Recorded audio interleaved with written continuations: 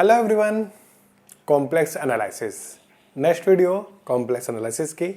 और इस वीडियो में हम बात करना चाहते हैं ब्रांच कट की। लास्ट वीडियो में हमने बात की थी ब्रांच पॉइंट की और उससे पहले मैंने मल्टी वैल्यूड फंक्शन डिस्कस किया था और ब्रांच की भी मैंने बात की थी। तो इस वीडियो में हम ब्रांच कट की बात करना चाहते हैं और मैंने बताया भी था जब जब हम मल्टी वैल्यूड फंक्शन की बात करते हैं तो ब्रांच पॉइंट, ब्रांच और ब्रांच कट तीनों एक साथ आते हैं। Means multi valued function, branch point, branch cut और ब्रांच, ये चारों का पैकेज एक साथ चलता है। ठीक है, तो आज मैं ब्रांच कट की बात करना चाहता हूँ इस वीडियो में। ठीक है, तो थोड़ा सा रफली आइडिया रियल से लेके आएंगे, रियल का थोड़ा सा इंट्रोड्यूस करूंगा, फिर कॉम्प्लेक्स में ब्रांच कट का मीनिंग आपको समझाने वाला हूँ दो वे से। ठीक है, तो चलिए पहले मैं बात करता हूँ रियल में। रियल में जब मैं था सिंपली एक मैंने 1 2 3 1 2 3 4 ये मैंने फंक्शन लिया और ऑब्वियस है this is not a function. ये ए है, ये मेरा बी है और ये मैंने एफ लिया। मैंने ब्रांच की बात भी इसी से डिफाइन करने की कोशिश की थी। ये ए टू बी चला गया और अब ये फंक्शन नहीं है, जस्ट आ रूल। ये रियल में बस एक रूल है, ये फंक्शन आपका नहीं है। ठीक है, तो एक काम करते हैं ना, इसे अगर मैंने ए में से मैंने 3 को रिमूव कर दिया, करने के बाद अब ये इस पे एफ जो बनेगा from this to this, F मैंने डिफाइन किया दिस टू बी, अब ये आप फंक्शन बन के तैयार हो गया। लास्ट वीडियो में मैंने बात की थी और ये इसकी ब्रांच बन जाएगी। अगर ये कैपिटल एफ है और ये स्मॉल एफ है then this is the branch of this. ठीक है, ये लास्ट वीडियो में हमने डिस्कस किया था। और अब ना मैंने इसे ब्रांच बनाने के लिए इसमें से कुछ पॉइंट रिमूव करने पड़े, कुछ पॉइंट मैंने हटाने पड़े थे ना। समझे नहीं समझे? इसमें से कुछ पॉइंट हटा के ही तो मैंने फंक्शन बनाया है। तो बस ये कुछ पॉइंट का कलेक्शन ही यहाँ पे ब्रांच का रूप ले लेता है। लोकल डेफिनेशन में दो तरह की डेफिनेशन होती है, एक स्टैंडर्ड होती है और एक बेसिकली समझने के लिए बड़ा इजी होती है, एक वो वाली होती है। दोनों के दोनों मैं समझाना चाहता हूँ। पहले मैं वो जो हल्की सी इजी वे में समझ में आ जाए और फिर एक स्टैंडर्ड डेफिनेशन जो आपकी पुण्यस्वामी में लिखी है या स्टैंडर्ड बुक में लिखी है, वो दोनों का मतलब एक ही होता है, अलग अलग रूप में। ठीक है, तो चलिए, तो अब मैं इसे फंक्शन बनाना चाहता हूँ। फंक्शन अगर मैं बनाना चाहता हूँ तो 3 को मैं हटा देता हूँ। जब जब मैं 3 को हटा दूंगा अब ये जो सेट बनेगा a-3 पे ये फंक्शन बनेगा। ये जो पॉइंट्स हटाए हैं इन्हीं पॉइंट्स का कलेक्शन हम जनरली ब्रांच पॉइंट बना लेते हैं, ब्रांच कट बना लेते हैं। किसमें? रियल में। मतलब ऐसे पॉइंट्स का कलेक्शन, ऐसे पॉइंट्स का कलेक्शन जिन्हें हटाने से आप रूल्स को फंक्शन में कन्वर्ट कर पा रहे हो। कॉम्प्लेक्स में भी यहाँ पे तो कर पाए हो, यहाँ पे 3 हटाना, 3 हटाया केवल काम हो गया। कॉम्प्लेक्स में जब जाएंगे तो कहेंगे ऐसे पॉइंट्स का कलेक्शन, जनरली वो कर्व आएगा या एक रे आएगी, एक लाइन का पोर्शन आएगा, जो भी आएगा, ऐसे पॉइंट्स का कलेक्शन जिन्हें रिमूव करने के बाद हम उस मल्टी वैल्यूड फंक्शन को कन्वर्ट कर पाए किसमें? फंक्शन में, या उसकी ब्रांच बना पाए, इंट्रोड्यूस कर पाए ब्रांच को। अगर ऐसा होता है, ऐसे पॉइंट्स को कलेक्शन को क्या कहते हैं? हम ब्रांच कट कहते हैं। ठीक है, तो समझेंगे वो कैसे आता है। ठीक है, तो ये आपका रफली डेफिनेशन थी। ठीक है, तो चलिए मैं सबसे पहले सबसे अच्छा सा एग्जांपल ले लेता हूं।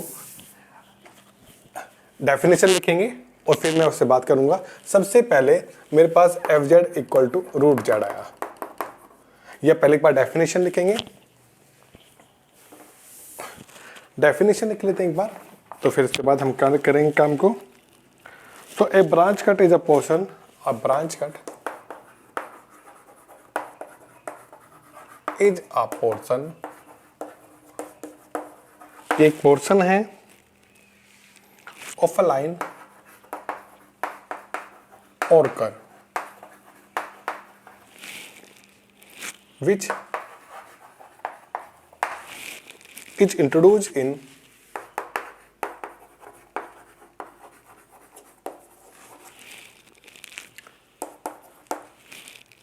order to define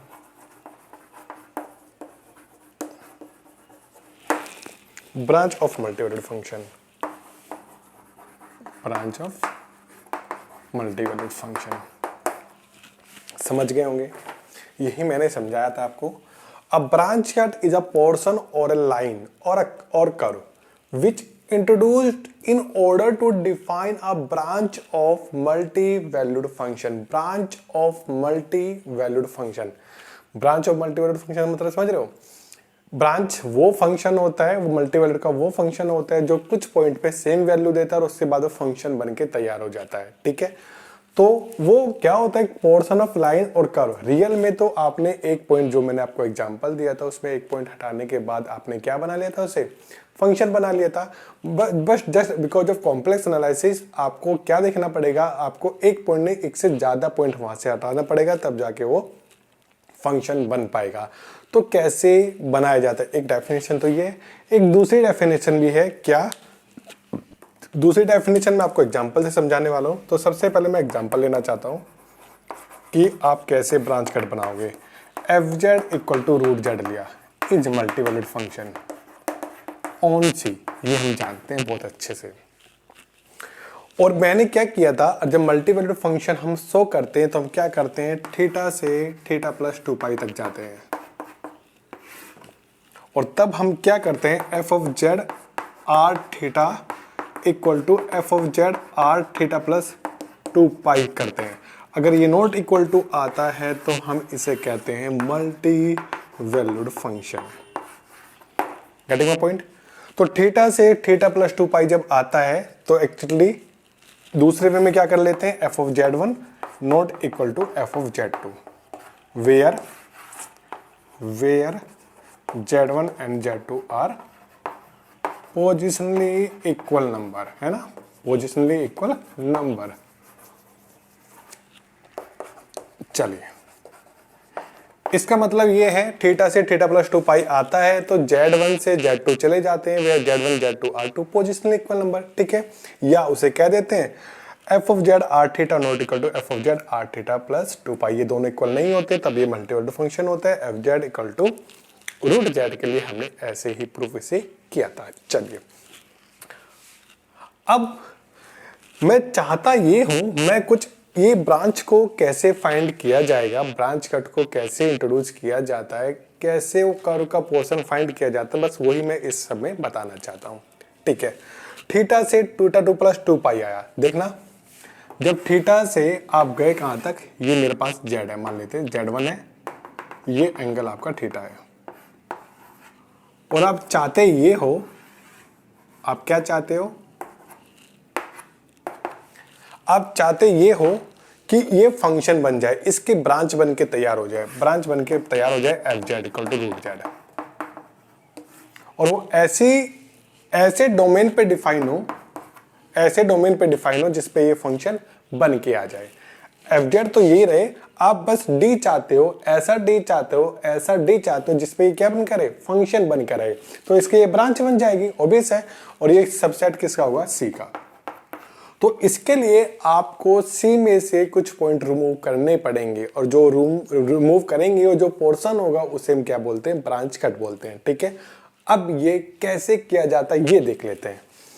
देखो, इंटेंशन इज दैट कि मैं क्या करूं, इन दोनों को इक्वल ले आऊं। अगर ये दोनों इक्वल आ गए on this C on this D, तो क्या हो जाएगा, हमेशा फंक्शन बन जाएगा। फंक्शन बन जाएगा तो फंक्शन बन जाएगा तो ऑब्वियस है, क्योंकि ये हमेशा इक्वल आएंगे, थीटा प्लस 2 पाई के बाद क्या आएगा, सेम ही आएगा। या कह देंगे z1 और z1 two positionally equal number है आफ्टर रोटेशन, बट 2 पाई का चेंज अगर नहीं हुआ तो मेरा क्या रहेगा, सेम ही रहेगा। देखना, इसमें सारा पंगा जो करता है वो 2 पाई ही करता है, क्योंकि जब आप इसमें ये पुट करते हो तो ये आता है रूट जेड, और जब ये वाला वैल्यू पुट करते हो तो ये आता है माइनस का या रूट जेड ई की power I pi by pi. हाँ, ये आता है साथ में, ये साथ में आता है। ये जो साथ में आता है यही गड़बड़ करता है, और ये गड़बड़ कब होता है, जब थीटा से थीटा प्लस 2 पाई तक पहुंचते हैं। तो ठीक है ना, अगर ये जब चेंज आता है थीटा से थीटा प्लस 2 पाई तक जब पहुंचता है तो ये हमेशा ऐसा ही होता है, तभी जाके ये इक्वल नहीं आते, क्योंकि ई की पावर आई पाई की वैल्यू क्या होती है आपकी, -1 होती है। तो एक काम करते हैं, मैं z1 से z2 लेके आता हूं, एक काम करते हैं, मैं z1 से z2 लेके आता हूं, तो मेरे पास क्या होता है, ये आपका थीटा, पहले इसका एंगल कितना था, थीटा था, अब इसका एंगल z2 था, अब थीटा प्लस का 2 पाई था। ठीक है, अब मैं क्या करता हूं, और जब जब ऐसा रहेगा तो मेरे पास ऐसा बनता रहेगा, ये इक्वल नहीं आएंगे। अब इंटेंशन ये है कि ये इक्वल बन के आ जाए। अब इंटेंशन ये है कि इक्वल बन के आ जाए। तो मैं काम करता हूं कि मैं अब कुछ कंडीशन लगा लेता हूं, कुछ कंडीशन लगा लेता हूं। क्या करता हूं कि मैं Z1 से Z2 ले आता हूं, कि मैं पहले क्या करता हूं, एक रे निकालता हूं। ये रे एक रे है, एक रे है जो इमर्ज हो रही है कहां से, ब्रांच पॉइंट से। ये एक रे है, ये कहां से इमर्ज हो रही है भाई, ब्रांच पॉइंट से, और ये इन्फिनिटी तक जाएगी। रे है, यहां से स्टार्ट होगी, कहां तक जाएगी, इन्फिनिटी तक जाएगी। ठीक है, और कहां से निकाली मैंने, ब्रांच पॉइंट से निकाली। अब मैं एक कंडीशन लगाता हूं। क्या कंडीशन लगेगी वो सुनना ध्यान से।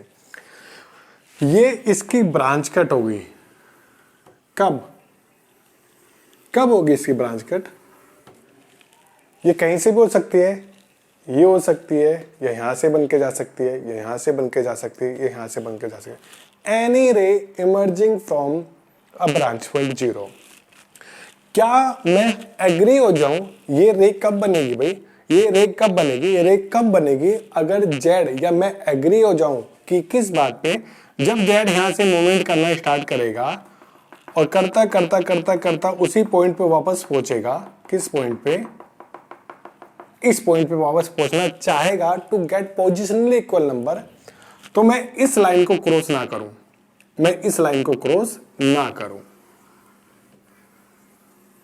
ये सेकंड डेफिनेशन भाई, एक तो ये है ये इंट्रोड्यूस, एक दूसरी डेफिनेशन ये है, a ray emerging from a branch point is called a branch cut if Z agree, we agree not to cross this line, not to cross this line when we get two positionally equal number।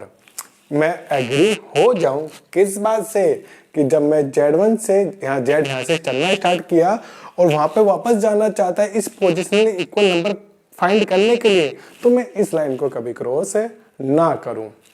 ठीक है, अगर ऐसा मैं agree हो जाऊं कि इस line को मैं कभी क्रॉस नहीं करूंगा, इस रे को कभी क्रॉस नहीं करूंगा, सॉरी लाइन नहीं रे, इस रे को कभी क्रॉस नहीं करूंगा, और मुझे पोजीशन इक्वल नंबर चाहिए, तो मैं यहां से घूम के इसे वापस से यहां से जाना पड़ेगा। समझ रहे हो, क्योंकि अब तो मैं एग्री हो गया हूं, क्योंकि जब जब मैं घूम के उस पॉइंट पे वापस आऊंगा पोजिशनल इक्वल नंबर फाइंड करने के लिए, तो मैं इस रे को क्रॉस नहीं करूंगा, तो इस रे को क्रॉस नहीं करूंगा तो मेरे पास, और जाना भी उसी पॉइंट पे है, तो मेरे पास एक यही रास्ता है, क्योंकि ये तो इन्फिनिटी तक जाएगी, तो मैं यहां से आऊंगा और घूम के उसी पॉइंट पे वापस चला जाऊंगा। अब ये मेरा Z2 मिला, और अब ये भी एंगल कितना ही बनेगा आपका, थीटा ही बनने वाला है। ठीक है ना, ऐसी जो रे होगी, फिर से सुनेंगे, प्रॉपर सुनेंगे। मैं ये जो रे निकाली, इमर्ज फ्रॉम कहां से की मैंने, इमर्ज की आपसे कहां से, ब्रांच पॉइंट से। ऐसी रे क्या कहलाएगी, ब्रांच कट कहलाएगी। कि अगर मैं एग्री हो जाऊं किस बात पे, जब जब मुझे दो पोजिशनली इक्वल नंबर चाहिएंगे, तो मैं इस रे को क्रॉस ना करूं, बस इस रे को क्रॉस ना करूं। और जब इस रे को क्रॉस नहीं करूंगा तो यही रे में क्या बनेगी, ब्रांच कट बनेगी। और ये ब्रांच कट बने, और कैसे ब्रांच कट बननी है, कैसे अब ये फंक्शन बनेगा, अब सुनते हैं ध्यान से। Z1 यहां से स्टार्ट किया, यहां तक आया, घूमता घूमता घूमता घूमता घूमता घूमता यहां तक पहुंचा भाई। अब मुझे ये तो क्रॉस करनी नहीं है, ये तो क्रॉस करनी नहीं है, तो ये क्योंकि इन्फिनिटी तक जा रही है, तो सर्किल चाहे कितना भी बड़ा ले लूं, मैं कभी भी इसे रे को क्रॉस नहीं कर सकता। ये ओरिजिन से होके जा रहा है, ऑब्वियस सी बात है, तो मुझे केवल और केवल उस पॉइंट पे वापस जाने का एक ही रास्ता मिलता है, ये, क्योंकि मुझे चाहिए तो दो पोजिशनली इक्वल नंबर ही ना। यहां से स्टार्ट करोगे और यहां तक ही वापस आपको जाना है, तभी तो पोजिशनल इक्वल नंबर मिलेंगे, तभी तो थीटा प्लस थीटा टू पाई का मतलब होता था। ठीक है, पोजिशनली इक्वल नंबर तभी मिलेंगे जब मैं उसी पॉइंट पे वापस आ जाऊंगा, उसी पोजिशन पे वापस आ जाऊंगा। अब मेरे पास Z1 Z2 दो पोजिशनली इक्वल नंबर है। Z1 का एंगल कितना है, थीटा है। अब Z2 का एंगल देखना, यहाँ पे एंगल थीटा था, ये एंगल क्या था आपका, थीटा था। एंगल बढ़ता हुआ बढ़ता चला गया, बढ़ता चला गया, बढ़ता चला गया, बढ़ता चला गया, बढ़ता चला, इंक्रीज होता चला गया, और फिर जितना इंक्रीज किया उतना ही आपने क्या कर दिया, यहाँ पे डिक्रीज कर दिया, उसी पॉइंट पे वापस आ गए। समझे नहीं समझे? मतलब इसका एंगल भी थीटा है और इसका एंगल भी थीटा ही है, दोनों का एंगल थीटा है। इस केस में दोनों का एंगल आपका थीटा मिल रहा है। Getting my point? और अब Z1 Z2 दो पोजिशनल इक्वल नंबर है, और जब भी आप ऐसा करोगे Z2 लेके आओ Z3 लेके आओ, आपको एंगल सेम ही मिलने वाला है। और जब एंगल ही सेम मिलने वाला है तो ये जो थीटा प्लस का 2 पाई है इसका कोई मतलब ही नहीं बनेगा। मतलब तब क्या बनेगा? एंगल ही अगर सेम है तो क्या होगा? एंगल ही सेम है तो क्या होगा? एफ जेड आर थीटा या F of Z1, F of Z1 भी क्या आएगा? सिंपली रूट Z1 ही आएगा। एंड एफ ऑफ Z2 भी क्या आएगा? आपका रूट Z2 ही आएगा। आएगा नहीं आएगा? क्योंकि e की पावर आई पाई साथ में नहीं आएगा। Getting my point? वो साथ में नहीं आएगा क्योंकि दोनों का एंगल क्या है? सेम है। और आर्गुमेंट ऑफ एफ जेड क्या है मेरे पास? आर्गुमेंट ऑफ जेड की पावर हाफ। ठीक है, अब this imply argument of F of Z1 equal to क्या आएगा? आर्गुमेंट ऑफ Z1 की पावर हाफ। ये भी कितना है? थीटा है, मतलब थीटा की पावर हाफ। जो भी रखना है आपका, रूट थीटा रख लो या आर्गुमेंट ऑफ रूट थीटा रख लो, कोई दिक्कत नहीं है। और आर्गुमेंट ऑफ एफ Z2 भी क्या आएगा भाई? आपका आर्गुमेंट ऑफ Z2 की पावर हाफ आएगा, मतलब argument of root theta, sorry हाँ ठीक है ये छोड़ देते हैं। चलो, समझे नहीं समझे? आ गया यहाँ तक का?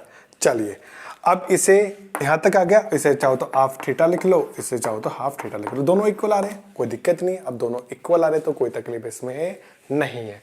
दोनों इक्वल आ रहे हैं, रेडियस हमेशा सेम आएगी आएगी, तो क्या होगा? यहाँ से F of Z1 equal to F of Z2 मिल जाएगा। Getting a point? अब ये जो इंट्रोड्यूस की रे, ये जो रे इंट्रोड्यूस की, यही क्या बनेगी? आपकी ब्रांच कट बनेगी। तो फिर से एक बार लास्ट, या तो क्या एक पोर्शन है और इसे हटाने के बाद, इस पोर्शन को हटाने के बाद, ये जो पोर्शन आपने हटाया है, मान लेते हैं कोई लाइन है, रे है, इसे मैंने एल से डिनोट कर लिया, एल से डिनोट कर लिया, और इसे रिमूव करने के बाद अब जो डोमेन बनाया मैंने डी बनाया, और डी बनाया मैंने सी माइनस एल। इस पे जो एफ जेड है, root Z is a function. ये क्या बनेगा भाई? फंक्शन बनेगा। और moreover is a analytic function. ये क्या बनेगा? आपका एनालिटिक फंक्शन बनेगा। Simply any ray emerge from branch point. ठीक है, यहाँ पे ये लिए, ये कुछ भी हो सकती थी, यहाँ पे जा सकती है, यहाँ पे जा सकती है, यहाँ पे जा सकती है, और यहाँ पे जा सकती है, कहीं से भी जा सकते हो, उससे कोई फर्क नहीं पड़ता। क्लियर ना? तो ये एक क्या बनेगा, और इसके बाद द मोस्ट इंपॉर्टेंट, ये एक एनालिटिक फंक्शन बन जाता है। ये क्या बन जाता है? एक एनालिटिक फंक्शन बन जाता है। ये क्या कहलाएगी? अगर मैं इसे कैपिटल एफ जेड लिख लूं, ये स्मॉल एफ जेड जो आपका मल्टी वैल्यूड फंक्शन था, उसकी ये ब्रांच बनेगी। क्लियर ना? और this is the analytic function on C minus L. ये इस पे क्या बनेगा? आपका एनालिटिक फंक्शन बनने वाला है। क्लियर ना? अगर मेरे पास एफ जेड इक्वल टू, मान लेते हैं दूसरा एग्जांपल ले लेते हैं आपको, एफ जेड लिया मैंने रूट जेड या फिर जेड के -1 की पावर 1/3। ये भी मल्टीवैल्यूड फंक्शन है, यहां पे ये भी मल्टीवैल्यूड फंक्शन है। तो इसके लिए आप ब्रांच कट कहां से निकालोगे? 1 से निकालोगे।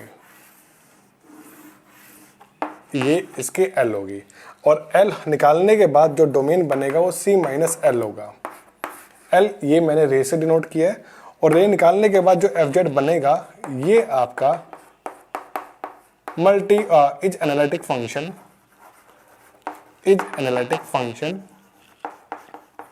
On C minus L. अब ये क्या बनेगा? इस पे एनालिटिक आपका बनने वाला है। क्लियर ना? तो सिंपली आपको क्या करना है? केवल और केवल एक रे निकाल देनी है, और ये कुछ भी हो सकती है, लॉग जेड के लिए फिक्स होती है, बाकी अकॉर्डिंग टू फंक्शन चलती रहती है। इसके लिए आप कुछ भी निकाल लो, इसके लिए कुछ भी निकाल लो, आपका काम चल जाएगा। जब एक से ज्यादा ब्रांच पॉइंट हो जाते हैं, इन फाइनाइट प्लेन में, तब आपका थोड़ा सा सोचना पड़ता है। बाकी अगर एक ही ब्रांच पॉइंट है फाइनाइट प्लेन में तो कोई दिक्कत नहीं है, आप कुछ भी रे निकालो काम चल जाएगा, ठीक है। और ये जो रे होती है यही क्या कहलाती है, आपकी ब्रांच कट कहलाती है। और इसे रे को हटाने के बाद जो डोमेन बनता है वो उस पे जो आपका एफजेड होता है वो मल्टी वैल्यूड में एनालिटिक फंक्शन बनता है और उसे ब्रांच बोला जाता है मल्टी वैल्यूड फंक्शन का। क्लियर है। लॉग जेड हम डिस्कस करेंगे, वो भी मल्टी वैल्यूड फंक्शन होता है, उसकी ब्रांच कट भी हम डिस्कस करेंगे, ब्रांच पॉइंट भी हम डिस्कस करने वाले हैं। तो ठीक है, इस वीडियो में हम इतना ही करेंगे, बाकी मिलते हैं नेक्स्ट वीडियो में। प्यार और सपोर्ट बनाए रखने के लिए लाइक और सब्सक्राइब करते रहिए। Bye bye.